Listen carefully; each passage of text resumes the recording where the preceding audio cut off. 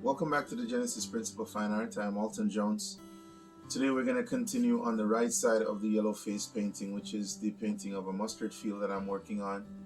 So we'll just get right to it. I'm going to try to keep these videos at about a half an hour max, I think, maybe half an hour, and try to reduce the time lapse so you can see a little bit more of what I'm doing in real time. Beyond that, remember to share the videos and subscribe to the channel as well. So right after the intro runs, then we'll get painting. I'll see you in a minute. Rotate. Rotate. Is it rolling? Wow.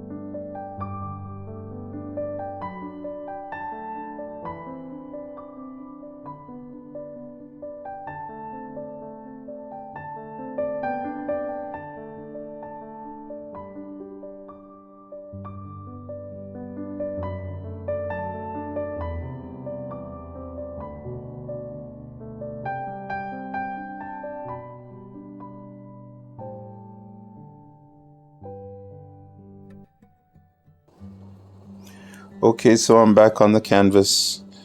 Continuation of the yellow face painting.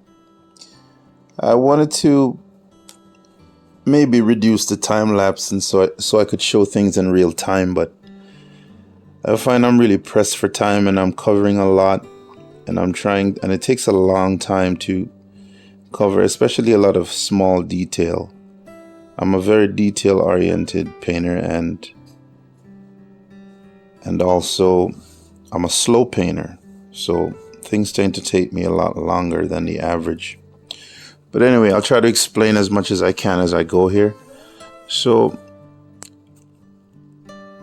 I'm just painting in some of the details along the skyline of the treetops, and I'm using a fragmented liner brush, which means I've taken a good liner and I destroyed the tips of that and kind of customize it to make it do what I want it to do.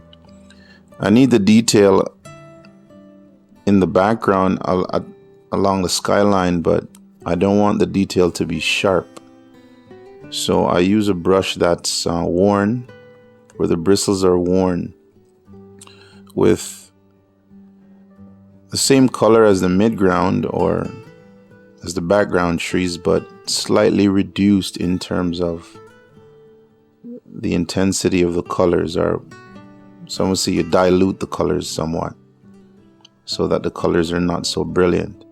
And I use that against the skyline. So that's what I'm doing now. I'm trying to give some indication of small trees and the pinnacles of the small trees in the background.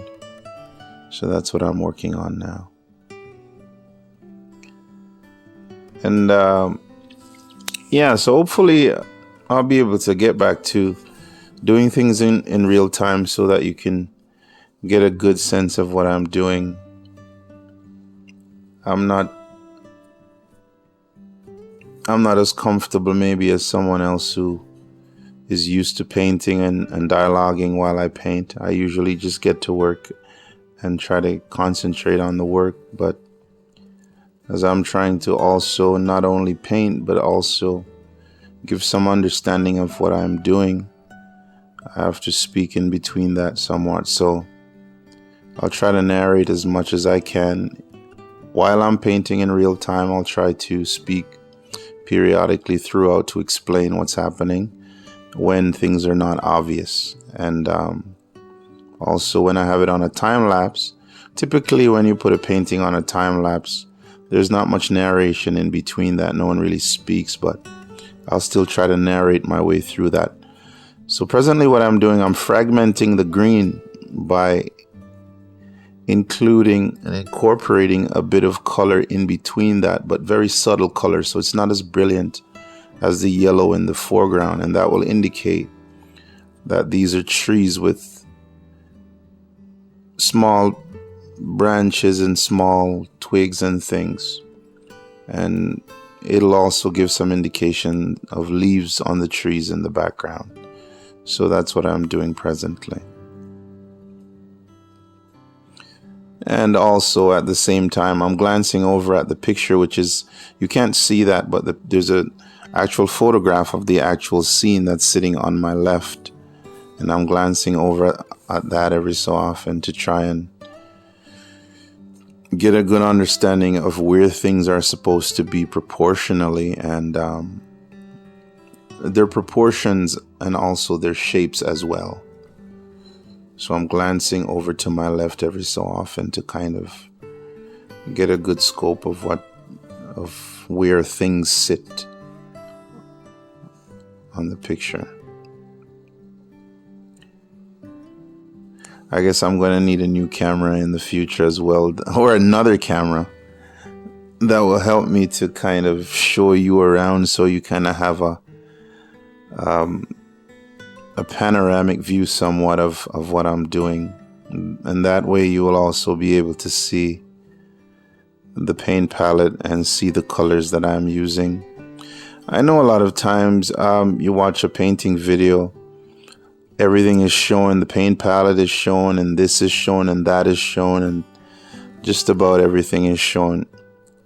You seeing the paint palette, and I'm speaking from an artist's perspective, and also this is obviously my own opinion. In learning from someone that you're observing, you don't necessarily need to see the paint palette. If you're interested in duplicating the exact same painting, what's really needed or necessary is the colors that they're using, the oils, if they're using oil colors. If they're not, well, let's just say colors. The colors that they're using would be what's really important to you, not so much to look at the paint palette. The paint palette is just a piece of glass, or if they do have an actual palette, then they're using a palette and the paints are on there, and all they're doing is mixing them and taking them to the canvas or to whatever surface they're painting on. So the palette is not that important. What's important is what's happening on the canvas or on the surface where they're painting. Those are the things that you really need to see. I hope that makes some sense. So now I'm incorporating a little bit of darker colors in the background to give some sense of shadow areas against the areas where the light is hitting the trees. So that's what's happening right now.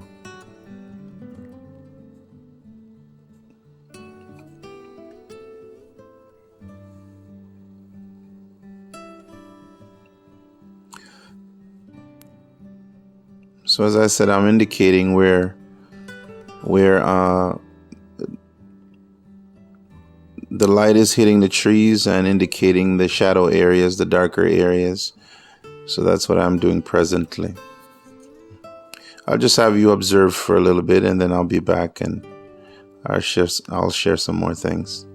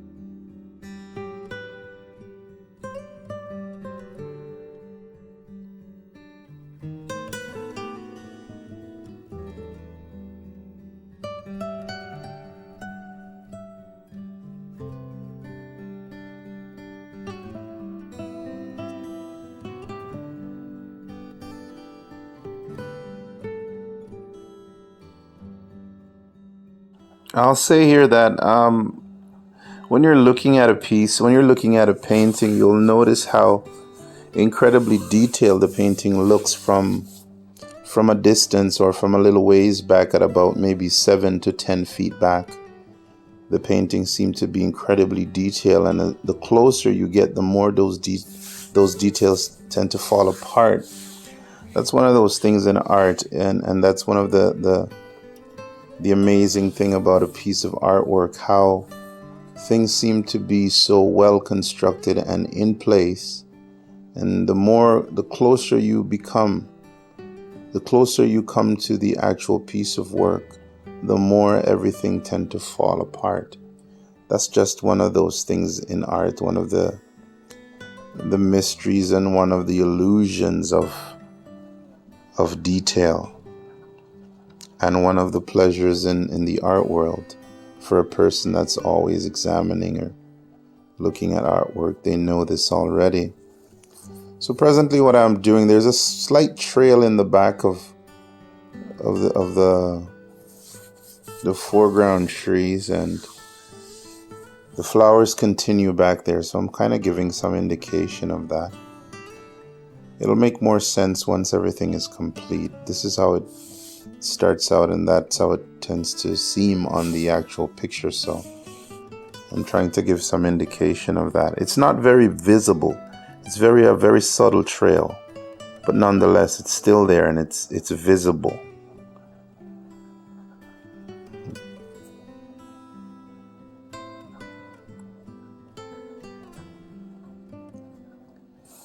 So that's the indication with slightly lighter lines there. I guess I should mention the colors that I'm working with today. It's cadmium yellow medium. They call this earth green, Van Dyke brown, and titanium white. Very simple palette.